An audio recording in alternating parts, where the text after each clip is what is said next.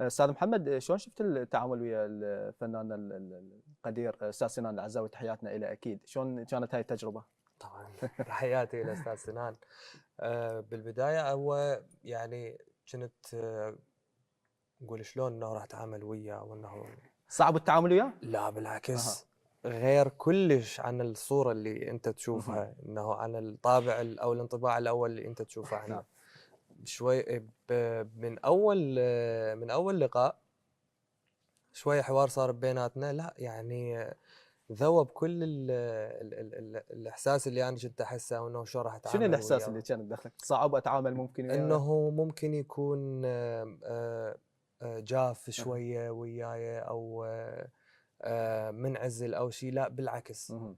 اريحي، محبوب، محترف، ملتزم، آه، يعني يحب يرتجل.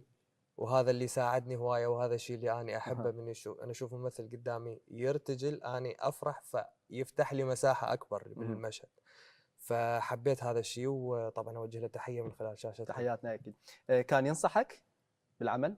يقول لك هو اكو مثلا يأشر على مواطن خلل واحده اثنين ثلاثه انه سوي هاي لا سوي هاي؟ لا طاني ملاحظه واحده بس، اللي اها. هي بمشهد من المشاهد كان تون الصوت تغير بين قطعه وقطعه، فقال لي بس هاي ركز عليه، قلت له تمام. مم. يعني استفاديت منه. طبعا طبعا طبعا، استاذ هو بالنهايه. اكيد دائما، يعني هم الاساتذه احنا دائما يعني نتعلم منهم ويقولون مرات احنا المعلومات اللي ننطيها عمرها سنوات، لان احنا على اعتبار خضنا في يعني مشوار طويل بهذا المجال.